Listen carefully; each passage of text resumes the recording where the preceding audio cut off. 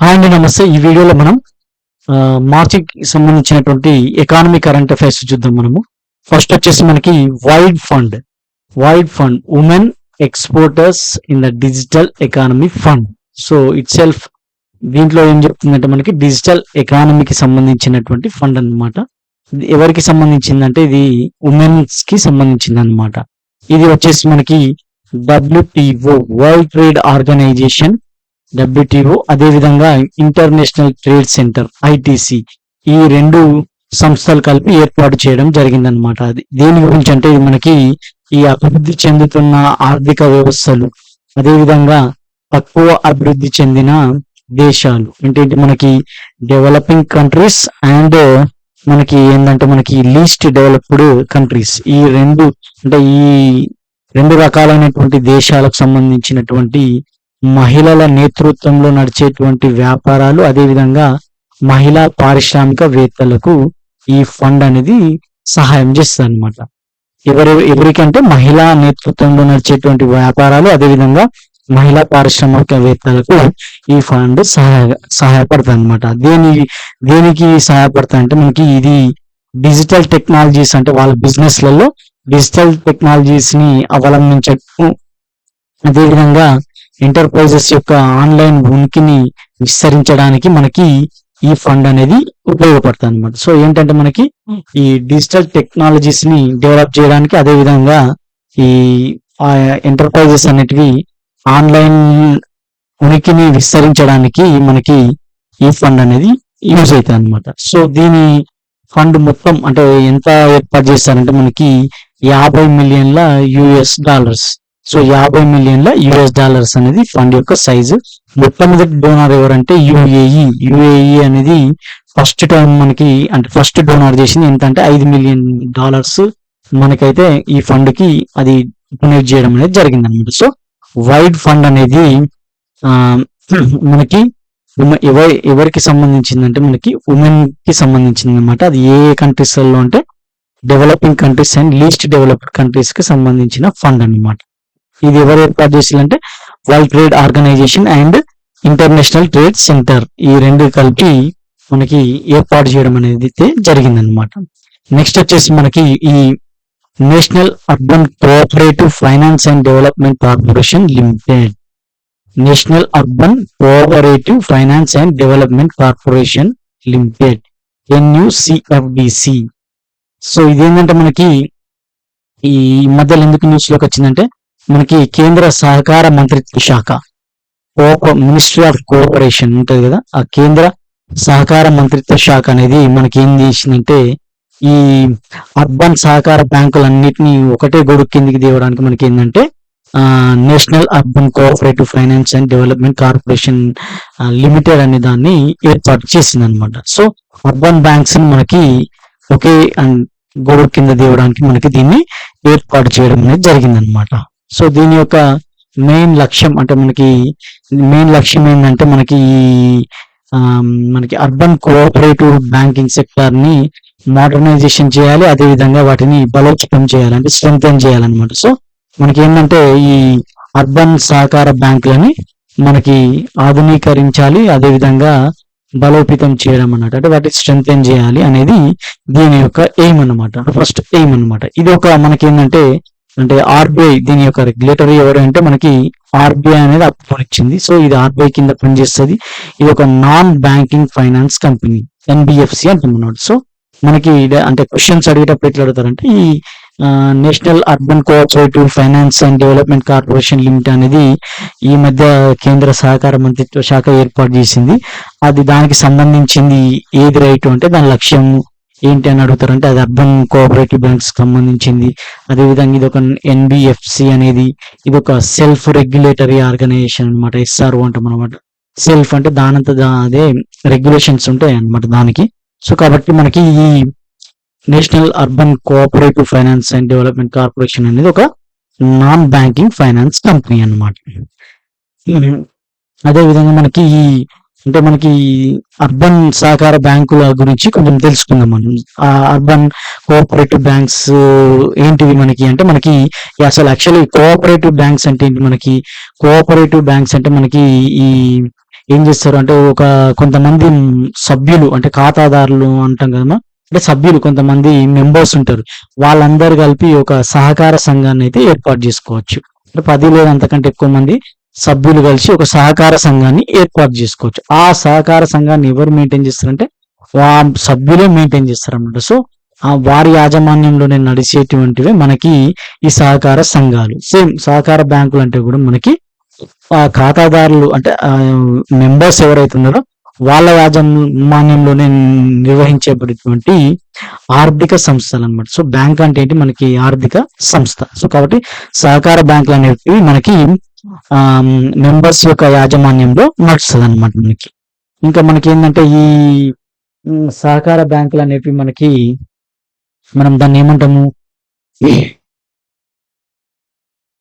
మనకి cooperative societies act, అదేవిధంగా multi state cooperative societies act 2002 ప్రకారం ఇవి ఏంటంటే రిజిస్టర్ చేయబడతాయి అనమాట. అంటే ఏంటంటే ఒకటే స్టేట్ లో ఉంటే మనకి కోఆపరేటివ్ సొసైటీస్ యాక్ట్, అదేవిధంగా బ్యాంక్స్ సహకార అర్బన్ సహకార బ్యాంకులు అనేవి 2 లేదా అంతకంటే ఎక్కువ రాష్ట్రాలలో ఫంక్షన్ అయితే మనకు multi state cooperative societies act ప్రకారం మనకి రిజిస్టర్ అవుతాయి అనమాట. సో ఈ రిజిస్టర్ అయిన ఇవి అర్బన్ సహకార బ్యాంకులు అనేవి మనకి ఏంటంటే మనకి ఇప్పుడు మనకి ట్యాక్స్ ఉంటాయి కదా, primary agriculture cooperative society banks అని ఉంటాయి కదా మనకంటే ఈ గ్రామీణ ప్రాంతాల్లో ఉండేటివి ట్యాక్స్. అదే పట్టణ ప్రాంతాల్లో కూడా ఈ అర్బన్ సహకార బ్యాంకులు అనేటివి మనకి అర్బన్ సెమీ అర్బన్ ఏరియాలో ప్రాథమిక సహకార బ్యాంకులుగా ఇవి వ్యవహరించబడతాయి అనమాట. వీటిని ఎవరు రెగ్యులేట్ చేస్తారు అంటే cooperative banks, urban cooperative banks అయినా వీటన్నిటిని రెగ్యులేట్ చేసేది ఏంటంటే ఆర్బీఐ మనకి. సో ఆర్బీఐ అనేది మనకి వీటిని రెగ్యులేట్ చేస్తుంది అనమాట. అయితే మనకి ఈ ఏ చట్టం ప్రకారం రెగ్యులేట్ చేస్తాయంటే మనకి బ్యాంకింగ్ రెగ్యులేషన్ యాక్ట్ 1949 ప్రకారం మనకి వీటిని రెగ్యులేట్ చేయబడతాయి అనమాట. అది ఎప్పుడు అంటే మనకి 1966 లో మనకి ఈ బ్యాంకింగ్ రెగ్యులేషన్ యాక్ట్ ని సవరించి అప్పటి నుంచి మనకి ఈ సహకార బ్యాంకులన్నిటిని మనకి ఆర్బీఐ అనేది రెగ్యులేట్ చేస్తుంది అన్నమాట. అదే మన ఆర్బీఐ అనేది ఈ అర్బన్ కోఆపరేటివ్ బ్యాంక్స్ కాకుండా రూరల్ కోఆపరేటివ్ బ్యాంక్స్, అదే విధంగా ఆర్ఆర్బిస్, కమర్షియల్ బ్యాంక్స్, ఇంకా ప్రైవేట్ బ్యాంక్స్, అట్లా ఫారిన్ బ్యాంక్స్ అన్నిటిని మనకి ఆర్బీఐ మనకి బ్యాంకింగ్ రెగ్యులేషన్ యాక్ట్ ప్రకారం రెగ్యులేట్ చేస్తుంది అనమాట. అదేవిధంగా దీంట్లో అంటే మనకి ఈ అర్బన్ కోఆపరేటివ్ బ్యాంక్స్ లో మనకి స్టాట్యూటరీ ఇన్స్పెక్షన్స్ జరుగుతాయి అనమాట. ఆ పవర్ ఎవరుకుంటాయంటే మనకి నాబార్డ్ ఉంటుంది అనమాట. సో నాబార్డ్ అనేది మనకి ఈ అర్బన్ కోఆపరేటివ్ బ్యాంక్స్ లలో మనకి స్టాట్యూటరీ ఇన్స్పెక్షన్స్ అయితే చేస్తుంది అనమాట. అదేవిధంగా మనకి భారతదేశంలో మొట్టమొదటి మ్యూచువల్ ఎయిడెడ్ సొసైటీ ఏంటంటే మనకి అన్యోన్య సహకారి మండలి అనేది మనకి మొట్టమొదటి మ్యూచువల్ ఎయిడ్ సొసైటీ అనమాట. ఇదేంటంటే బరోడా స్టేట్ లో ఉండే అన్నమాట. అదేవిధంగా మనకి మొట్టమొదటి అర్బన్ సహకార పరపతి సంఘం ఎక్కడ రిజిస్టర్ అయిందంటే మనకి కాంజీవరంలో, అంటే కాంజీవరం అనే మనకి ఏమంటారు, మనము ఒక అర్బన్ ఏరియా ఉంటుంది కదా, కాంజీవరం అనే ఒక మున్సిపాలిటీ, ఇట్లా కాంజీవరం అనే దాంట్లో మనకి మద్రాస్ స్టేట్ లో ఉంటుంది. ఇది 1904 లో రిజిస్టర్ చేయడం అనేది అయితే జరిగింది అనమాట. సో మొట్టమొదటి అర్బన్ కోఆపరేటివ్ క్రెడిట్ సొసైటీ అంటాం కదా, అది ఎక్కడ రిజిస్టర్ అయిందంటే మనకి మద్రాస్ కాంజీవరం అండి. సో అర్బన్ కోఆపరేటివ్ బ్యాంక్స్ అనేటివి మనకి ఒక ఆర్థిక సంస్థలు, అవి కోఆపరేటివ్ సొసైటీస్ యాక్ట్ లేదంటే మనకి multi state cooperative societies act ప్రకారం రిజిస్టర్ అయితే వీటిని రెగ్యులేట్ చేసేది ఎవరు అంటే ఆర్బీఐ కింద ఉంటుంది. ఏ చట్టం ప్రకారం అంటే బ్యాంకింగ్ రెగ్యులేషన్ యాక్ట్ 1949. ఎప్పటి నుంచి అంటే 1966 లో ఈ బ్యాంకింగ్ రెగ్యులేషన్ యాక్ట్ కి సవరణ తెచ్చి అప్పటి నుంచి అనమాట. ఏంటంటే అవి కోఆపరేటివ్ సొసైటీస్ యాక్ట్ ప్రకారం రిజిస్టర్ అయితే కాబట్టి వాటిని రెగ్యులేట్ చేయడానికి అప్పుడు బ్యాంకింగ్ రెగ్యులేషన్ యాక్ట్ కి సవరణ తెచ్చి వాటిని ఆర్బీఐ పరిధిలోకి తీయడం జరిగింది అనమాట. స్టాట్యూటరీ ఇన్స్పెక్షన్ వచ్చేసి నాబార్డ్ చేస్తుంది.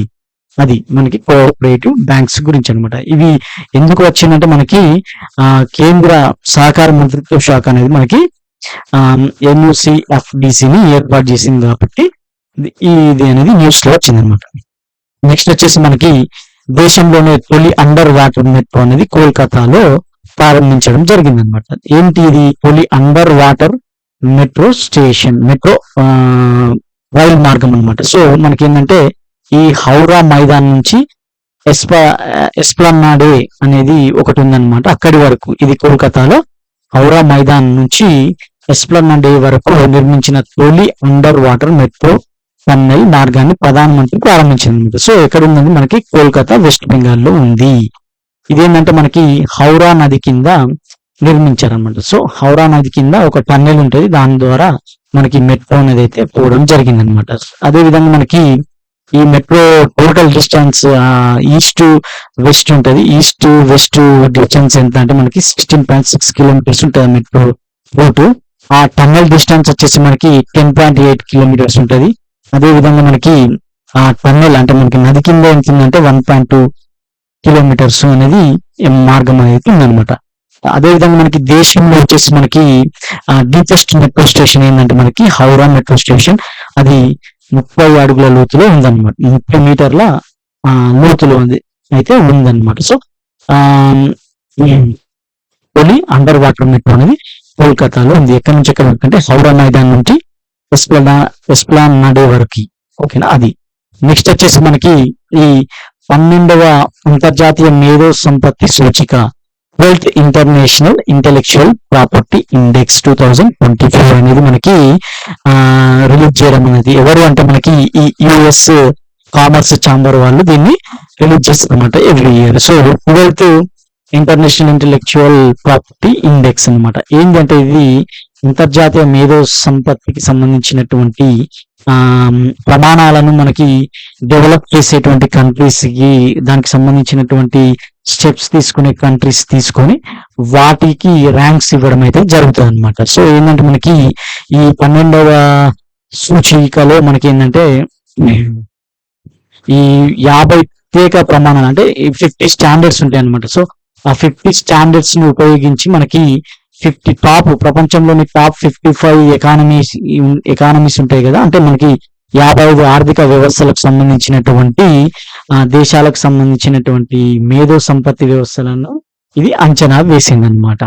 సో ఏంటంటే దీంట్లో భాగంగా మనకి ఏంటంటే 0 to 100% అనేది మనకి ఈ ఇండెక్స్ సూచి అనేది ఉంటుంది అనమాట. 0 to 100% ఉంటుంది అనమాట. మనకి ఏంటంటే ఇది ఈ ఇండెక్స్ ప్రకారం మనకి ఏంటంటే యుఎస్ఏ అనేది ఫస్ట్ ర్యాంక్ అంటే ఈ మేధో సంపత్తి హక్కుల గురించి, అంటే మేధో సంపత్తికి సంబంధించినటువంటి వాటి గురించి బెటర్ గా పర్ఫామ్ చేసేది ఏంటంటే యుఎస్ఏ. ఎంత అంటే 95.48% అనేది యుఎస్ఏ వచ్చింది. తర్వాత యూకే, ఫ్రాన్స్, జర్మనీ, స్వీడన్ ఇవి top 5 countries. So USA, UK, France, Germany, Sweden అనేవి బాగా ఉన్నాయి అనమాట. అదేవిధంగా ఇండియా వచ్చేసి 55 కంట్రీలను తీసుకుంటే ఇండియా ర్యాంక్ ఏంటంటే 42. సో 42 ఎంత శాతం మనకి వచ్చిందంటే 38.6% అనేది మనకి స్కోర్ అనమాట. సో ఇండియా ర్యాంక్ ఇది ఎప్పటి నుంచి అంటే 2022 నుంచి దగ్గర వరకు ఈ దీని యొక్క ర్యాంక్ అయితే, ఇండియా యొక్క ర్యాంక్ అనేది మారట్లేదు అనమాట. సో 38.64% ఉందన్నమాట. మన యొక్క అంటే మన ఇంటెలెక్చువల్ ప్రాపర్టీస్ కి సంబంధించినటువంటి అంటే రిపోర్ట్ లో పేర్కొన్నది ఏంటంటే ఇండియాకు పాయింట్స్ ఎట్లా గెయిన్ అయినాయి అంటే మెయిన్ ఏంటంటే మనకి మన భారతదేశం ఏంటంటే మనకి సినిమాటోగ్రఫీ సవరణ బిల్ 2023 అనేది తీసుకురావడం జరిగింది అనమాట. సో ఈ బిల్లులో ఏంటంటే పైరసీని అరికట్టడం, అదేవిధంగా కాపీ రైట్స్ కి సంబంధించినటువంటి కొన్ని అంశాలు అయితే ఇందులో పొందుపరచడం జరిగింది అనమాట. కాబట్టి ఏంటంటే వాటి గురించి చర్యలు తీసుకున్నది కాబట్టి దీనికి సంబంధించినటువంటి మనకి దాన్ని ఏమంటే మనకి బెటర్ ర్యాంక్ రావడానికి ఈ సినిమాటోగ్రఫీ సవరణ బిల్ అనేది యూజ్ అయింది అనమాట. అదే విధంగా ఐపీకి సంబంధించిన అంటే ఇంటెలెక్చువల్ ప్రాపర్టీకి సంబంధించినటువంటి రీసెర్చ్ అండ్ డెవలప్మెంట్, అదే విధంగా మనకి ఐపీ బేస్డ్ ట్యాక్స్ ఇన్సెంటివ్స్ అట్లాంటివన్నీ ఈ ఒక మనకి రిపోర్ట్ అయితే మనకి హైలైట్ చేయడం అయితే జరిగింది. అంటే మన స్ట్రెంగ్స్ అనమాట. ఇండియా ర్యాంక్ అనేది ఎక్కువ రావడానికి మన స్ట్రెంగ్స్. అదే ఇండియా ర్యాంక్ కు అంటే నెగిటివ్స్, అంటే ఇండియా ర్యాంక్ ఎక్కువ రాకపోవడానికి ఏంటంటే మనకి ఏంటంటే మనం 2021లో ఈ మేధో సంపత్తి అప్లైడ్ బోర్డును రద్దు చేయడం అయితే జరిగింది అనమాట. సో రద్దు చేయడం జరిగింది. సో మేధో సంపత్తికి సంబంధించినటువంటి బోర్డుని మనము అప్లైడ్ బోర్డుని రద్దు చేసినాం అనమాట. సో రద్దు చేయడం ద్వారా ఏంటంటే అలాంటి దాన్ని మనకు ఈ రిపోర్ట్ అనేది హైలైట్ చేసింది అనమాట. సో కాబట్టి ఇంటెలెక్చువల్ ప్రాపర్టీ అప్లైడ్ బోర్డుని మనకి రద్దు చేయడం ద్వారా మనకు కొన్ని పాయింట్స్ అనేటివి తగ్గిందనమాట. సో ఇది అంతర్జాతీయ మేధో సంపత్తి సూచికకు సంబంధించినటువంటి అంశాలన్నమాట. కాబట్టి ఏంటంటే మనకి ఇది రీసెంట్ గా వచ్చింది కాబట్టి వెరీ వెరీ ఇంపార్టెంట్, కంపల్సరీ అడగడానికి స్కోప్ ఉంటుంది అనమాట. సో నార్మల్ గా ఇండియా ర్యాంక్ ఎంత అని అడగకుండా ఇండియాకి ఎక్కువ అంటే స్కోర్ రావడానికి కారణం ఏంటి, స్కోర్ తగ్గడానికి కారణం ఏంది, కింది వాళ్ళు కరెక్ట్ ఏంది, అదేవిధంగా ఇండియా ఎప్పటి నుంచి చేంజ్ అయితే లేదు ర్యాంకింగ్ లో, ఫస్ట్ టాప్ ర్యాంక్ వచ్చిన 5 కంట్రీస్ లేదంటే ఏ కంట్రీ వచ్చింది, ఇట్లాంటి ఏదైనా అడగడానికి స్కోప్ ఉంటుంది అనమాట. కాబట్టి అది చూసుకోండి. నెక్స్ట్ వచ్చేసి మనకి ఈ న్యూస్ లో వచ్చేసి సెలా టన్నెల్ గురించి మనకి వచ్చింది అనమాట. ఈ సెలా టన్నెల్ అనేది వెస్ట్ కమాండ్ డిస్ట్రిక్ట్, ఇది వెస్ట్ కాదు, west command district Arunachal Pradesh లో మనకి ఈ సేలా టన్నెల్ అయితే ఉన్నదన్నమాట. సో ఈ సెలా అనే వర్డ్ ఇక్కడ వచ్చినది మనకి అరుణాచల్ ప్రదేశ్ లో ఉన్నట్టుగా మనం గుర్తుపెట్టుకోవాలి. ఎందుకంటే ఈ మధ్యలో ఎక్కువ ఈ సెలా అనే దాని గురించి న్యూస్ అయితే రావడం జరుగుతుంది అనమాట. సో ఈ సెలా టన్నెల్ అనేది ఎక్కడ ఉందంటే మనకి ఆ అరుణాచల్ ప్రదేశ్ లో వెస్ట్ కెమాంగ్ జిల్లాలో అయితే మనకి ఉందన్నమాట. ఏందో దీని ప్రత్యేకత ఏంటంటే ఇది మనకి ప్రపంచంలోనే దాని ఏమంటారు అతి పొడవైనటువంటి లేన్ సొరంగం అనమాట. అంటే 2 లేన్లు కలిగినటువంటి సొరంగం అనమాట. అంటే ప్రపంచంలోనే అతి పొడవైన 2 లేన్లు కలిగినటువంటి సొరంగం అంట. అంటే 2 లేన్లు ఉంటాయి మనకి ఈ టన్నెల్లో 2 లేన్లు ఉంటాయి అనమాట. దీన్ని మనకి మన ప్రైమ్ మినిస్టర్ గారు 9th March 2024 దీన్ని ప్రారంభించారనమాట. ఈ టన్నెల్ ఏంటంటే మనకి 3,000 మీటర్ల రహదారి సొరంగం ఉందన్నమాట. దాంట్లో భాగంగా ఏంటంటే మనకి అస్సాం, గౌహతి మరియు అరుణాచల్ ప్రదేశ్ లోని తవాంగ్ల మధ్య వాతావరణ కనెక్టివిటీని ఇది నిర్ధారిస్తుంది. అంటే మనకి ఏంటంటే అస్సాం, గౌహతి నుంచి అరుణాచల్ ప్రదేశ్, తవాంగ్ మధ్య ఎలాంటి వాతావరణ పరిస్థితులు ఉన్నప్పటికీ మనకి రోడ్ మార్గం అయితే ఉంటుంది అనమాట. అంటే మనకి చలికాలంలో మనకి ఈ రోడ్స్ అన్ని క్లోజ్, మనకి ఈ సెలా పాస్ అనేది ఉంటుంది. మనకి ఆ సెలా పాస్ అనేది క్లోజ్ అవుతుంది. అంటే ఒక 3 months అట్లా మనకి ఈ చలికాలం అట్లా ఉన్న వింటర్ సెక్షన్ లో మనకి ఎక్కువ మంచు ఉండడం ద్వారా ఆ రూట్ అనేది క్లోజ్ అవుతుండే. సో దాన్ని ఇప్పుడు అధిగమించి ఇప్పుడు ఏ కాలంలోనైనా మనకి రోడ్డు కనెక్టివిటీ అయితే ఉంటుంది అనమాట. అప్పుడు మనకి చైనాతో వార్ జరిగినప్పుడు కూడా మనకి ఈ టన్నెల్ అనే అంటే సెలా పాస్ అనేది మనకి ఈ క్లోజ్ ఉండడం ద్వారా మన ఆర్మీకి అనేది కొంచెం టఫ్ అయిందనమాట. ఇప్పుడు దాన్ని అంటే మన యొక్క యుద్ధ సామాగ్రిని కానీ దేనైనా ఈజీగా మనము బార్డర్స్ లోకి ఈ టన్నెల్ ద్వారా మనము తీసుకెళ్ళవచ్చు అనమాట. అంటే ట్రాన్స్పోర్ట్ చేయవచ్చు. ఇది ఎవరు నిర్మించారు అంటే మనకి ఎంత అంటే ఇది 13,700 అడుగుల ఎత్తులో నిర్మించినటువంటి సొరంగం అనమాట. అంటే ఈ 13,700 అడుగుల ఎత్తులో నిర్మించిల్లు.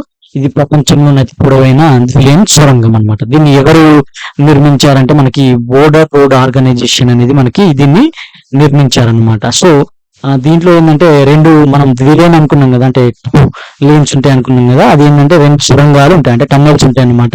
ఒకటి మనకు వచ్చేసి 980 meters సింగిల్ టన్నెల్ అనేది ఒకటి ఉంటది. అదే విధంగా 155 meters బైలేన్ ట్యూబ్ అదే టన్నెల్ అనేది మనకి 2 టన్నెల్స్ ఉంటాయి అనమాట. సో ఆ టన్నెల్లో 2 ట్యూబ్స్ ఉంటాయి. ఆ ట్యూబ్స్ లో ఏంటంటే ఒకటేమో సింగిల్ లేన్ ఉంటుంది అంటే పోవడానికి, ఇంకొకటి ఏంటంటే రావడానికి అన్నట్టుంటే అందులో ఏమైనా ఎమర్జెన్సీ ఉన్నప్పుడు వచ్చేటువంటి ఒకటి ఎమర్జెన్సీ రోడ్డు కూడా ఉంటుంది అనమాట. అదే విధంగా దీంట్లో భాగంగా మనకి ఏంటంటే ఒక లింక్ రోడ్ అనేది కూడా ఉంటుంది అనమాట. అంటే సో రెండింటిని కనెక్ట్ చేయడానికి 1200 meters తోటి మనకి ఒక లింక్ రోడ్ కూడా ఉందన్నమాట. దీని టోటల్ ఎక్స్పెండిచర్ వచ్చేసి మనకి 825 crores. ఇది వచ్చేసి మనకి తేజ్పూర్ నుంచి తవాంగ్ మధ్యలో ఉందన్నమాట. సో ఇది తేజ్పూర్ ను తవాంగ్ ని కనెక్ట్ చేస్తాను అనమాట. తేజ్పూర్ తవాంగ్ ఇంపార్టెంట్, తేజ్పూర్ తవాంగ్ ని కనెక్ట్ చేస్తాను అనమాట. ఇంకా ఇది వచ్చేసి మనకి దీన్ని వచ్చేసి మనము ఈ న్యూ ఆస్ట్రేలియన్ టనలింగ్ మెథడ్ ఉపయోగించి మనం దీన్ని అయితే కన్స్ట్రక్ట్ చేయడం అనేది జరిగింది అనమాట. న్యూ ఆస్ట్రియన్ టనలింగ్ మెథడ్ అనమాట. అంటే ఏంటంటే మనకి న్యూ ఆస్ట్రియన్ టనలింగ్ మెథడ్ ని ఉపయోగించి మనము ఈ టన్నెల్ ని నిర్మించారనమాట. ఎవరు నిర్మించారు? ఈ బార్డర్ రోడ్ ఆర్గనైజేషన్ అనే ఈ ఈ సంస్థ అనేది మనకి నిర్మించారనమాట. ఇది సెలా పాస్ అంటే కనుమ అంటాం కదా మనం, సెలా కనుమ. ఈ సెలా కనుమ అనేది అరుణాచల్ ప్రదేశ్ లో ఉంది. ఆ సెలా కనుమ అనేది కు 400 మీటర్ల దిగువన ఈ సెలా టన్నెల్ ని నిర్మించాలన్నమాట. సో ఏంటంటే ఆ కనుమ కింద అయితే ఈ మార్గాన్ని టన్నెల్ అయితే నిర్మించడం అనేది జరిగింది. మనకి కనుమ అంటే ఏంది, ఈ అటు నుంచి ఇటు పోవడానికి ఉన్నటువంటి ఒక మార్గం అనేది పర్వతాల మధ్యలో ఒకవైపు నుంచి ఒకవైపు పోవడానికి ఉండేదే కనుమ అన్నమాట. అంటే పాస్ మనం వెళ్ళడానికి ఉన్నటువంటి ఒక రూట్ అన్నమాట. సో ఆ పాస్ కి అంటే సెలా కనుమకు కింద 400 మీటర్ల కింద దీన్ని నిర్మించాలన్నమాట. సో ఈ దారి వచ్చేసి మనకి NH-13 తోటి అనుసంధానించబడింది అనమాట. సో తేజ్పూర్ యొక్క తవాంగుల మధ్య దూరం ఏంటంటే 10 కిలోమీటర్లకి తగ్గించింది అనమాట. అంటే NH-13 కి ఇది అనుసంధానించబడింది. ఇంపార్టెంట్, వెరీ వెరీ ఇంపార్టెంట్ సెలా టన్నెల్. ఎందుకంటే ఈ మధ్యలో చాలా వరకు సెలా టన్నెల్, సెలా పాస్, అదేవిధంగా ఈ అరుణాచల్ ప్రదేశ్ కి సంబంధించినటువంటి ఇష్యూస్ అనేవి కొన్ని ఇంపార్టెంట్ గా వస్తున్నాయి కాబట్టి అడగడానికి స్కోప్ ఉంటుంది అనమాట. సో ఏంటంటే ఇది ప్రపంచంలోనే అతి పొడవైన ద్విలియన్ టన్నెల్ అన్నమాట. బోర్డర్ రోడ్ ఆర్గనైజేషన్ నిర్మించింది. దీంట్లో 2 ట్యూబ్స్ ఉంటాయి. ఒకటి సింగిల్ ట్యూబ్, రెండోది వైట్ లేన్ ట్యూబ్, ఇంకా లింక్ మార్గం ఉంటుంది. NH-13 కి అనుసంధానించబడుతుంది. తేజ్పూర్ టు తవాంగ్ మధ్యలో ఉంటది. 825 crores దీని యొక్క ఖర్చు. న్యూ ఆస్ట్రేలియన్ టన్నెలింగ్ మెథడ్ ద్వారా దీన్ని మనకి కన్స్ట్రక్ట్ చేయడం అయితే జరిగిందనమాట. ఇంకా నెక్స్ట్ వచ్చేసి మనకి ఒకటి ఈ పిఎం సూరజ్ పోర్టల్ మనకి పిఎం సూరజ్ పోర్టల్ అంటే ఏంటంటే మనకి ఈ ministry of social justice and empowerment అనేది మనకి ఈ పిఎం సూరజ్ పోర్టల్ అయితే మనకి లాంచ్ చేయడం అనేది జరిగిందనమాట. ఏంటంటే మనకి అది ప్రధానమంత్రి సామాజిక్ ఉత్పన్ అండ్ రోజ్గార్ ఆధారిత్ జన కళ్యాణ్ అన్నమాట. సో ఇది ఒక పోర్టల్, ఒక వెబ్ పోర్టల్ అన్నమాట. సో దీని ద్వారా ఏంటంటే మనకి సమాజంలో వెనకబడిన వాళ్ళు ఉంటారు కదా, ప్రజలు అంటే డిసడ్వాంటేజ్డ్ సెక్షన్స్ ఉంటారు కదా, వాళ్ళు మనకి అన్ని రకాలైనటువంటి రుణాలు మరియు క్రెడిట్ పథకాలని మనకి దరఖాస్తు చేసుకునేందుకు, అదేవిధంగా రుణాలను పొందేందుకు మనకి ఇది ఒక 1 స్టాప్ పాయింట్ అని ఏర్పాటు చేయడం అయితే జరిగిందనమాట. సో ఏంటంటే మనకి ఏంటంటే సమాజంలో వెనుకబడినటువంటి వర్గాల ప్రజలందరూ ఏదైనా రుణాలు తీసుకోవాలంటే వాళ్ళు ఈ పోర్టల్లోకి వెళ్ళి అప్లై చేస్తే త్రూ బ్యాంక్స్ ద్వారా రుణాలను అయితే అందించడం జరుగుతుంది అనమాట. సో ఏంటంటే banks in the sense banks, ఇంకా ఫైనాన్షియల్ ఇన్స్టిట్యూట్స్ అన్ని బ్యాంక్స్, NFBCs, MFIs, అదేవిధంగా ఇంకా ఇతర ఆర్గనైజేషన్స్ ఏముంటాయో వాటన్నిటి ద్వారా మనకి లోన్స్ అయితే తీసుకోవడానికి ఆస్కారం ఉంటుంది అనమాట. సో ఈ వెనుకబడిన వర్గాల వాళ్ళు అంటే డిసడ్వాంటేజ్డ్ సెక్షన్స్ అంటే ఎవరంటే మనకి SCలు ఉంటారు, STలు ఉంటారు, అదేవిధంగా మనకి ఈ డీనోటిఫైడ్, అదేవిధంగా నమోడిక్, సెమీ నమోడిక్ ట్రైబ్స్, ఇంకా అదర్ బ్యాక్వర్డ్ క్లాసెస్ కమ్యూనిటీస్, వీళ్ళందరూ మనకి ఉంటారు అనమాట. అదేవిధంగా సఫాయి కర్మచారీస్ కూడా మనకి ఇందులో కవర్ అవుతారు అనమాట. దీనిలో భాగంగా అంటే వీళ్ళు ఈ పోర్టల్లోకి వెళ్ళి వాళ్ళు అప్లై చేసుకోవాలన్నమాట. లోన్ అప్లై చేసుకుంటే వాళ్ళకి లోన్ అనేది ఎలిజిబిలిటీ ఉంటే శాంక్షన్ చేస్తారనమాట. సో ఇదేంటంటే మనకి ఎందు గురించి ఏర్పాటు చేయడం జరిగిందంటే మనకి ఈ మిడిల్ మ్యాన్స్ ఉంటారు కదా, ఫైనాన్షియల్ అసిస్టెన్స్ పొందాలంటే వాళ్ళకి ఎటువంటి డిసడ్వాంటేజ్ క్లాస్ కి ఎటువంటి మనకి అవి ఉండేవి కదా, మనకి ఏంటంటే వాళ్ళకి గ్యారంటీస్ అవి ఇవి ఏముండేవి కాబట్టి మిడిల్ మ్యాన్స్ యొక్క చేతిలో పడి వాళ్ళకి కమిషన్లు ఇవ్వడం అట్లాంటివి ఉంటే అవన్నిటిని ఎలిమినేట్ చేయడానికి ఈ పోర్టల్ అయితే తీసుకురావడం జరిగింది అనమాట. సో డైరెక్ట్లీ వీళ్ళు ఇందులో అప్లై చేసుకుంటే ఈ బ్యాంకింగ్ ఇన్స్టిట్యూషన్స్, ఫైనాన్షియల్ ఇన్స్టిట్యూషన్స్ ఉంటాయో వాళ్ళ ద్వారా వీళ్ళకి రుణాలను అయితే ఇవ్వడానికి ఇస్తారనమాట ఈ పోర్టల్ ద్వారా. సో దీనిలో భాగంగా మనకి ఏంటంటే ఈ పోర్టల్ ప్రారంభించిన రోజే మనకి గవర్నమెంట్ అనేది అంటే మంత్రిత్వ శాఖ ministry of social justice and empowerment అనేది ఈ 720 కోట్లను 1 లక్ష మంది లబ్ధిదారులకైతే రుణాలుగా పంపిణీ చేయడం అనేది జరిగిందన్నమాట. So ministry of social justice and empowerment. So ఎవరు అంటే ఈ ఏ మినిస్ట్రీ కింద అంటే ఎవరు దీన్ని లాంచ్ చేశారంటే మనకి social justice and empowerment ministry అన్నమాట. సో పిఎం సూరజ్ పోర్టల్ అనేది కూడా ఇంపార్టెంట్ ఈ మధ్యలో వచ్చిన న్యూస్ అన్నమాట. సో పిఎం సూరజ్ పోర్టల్ అనేది దేని గురించి అంటారు అనమాట. సో వెనుకబడిన అంటే మనకి డిసడ్వాంటేజ్ సెక్షన్స్ లేదంటే వెనుకబడిన వర్గాల ప్రజలకు సంబంధించినటువంటి రుణ సౌకర్యాలను అందించడానికి వన్ స్టాప్ సొల్యూషన్ అన్నమాట ఇది. సో ఇది మనకి పిఎం సూరజ్ పోర్టల్. సో ఈ వీడియోలో ఇదే అండి. Thank you.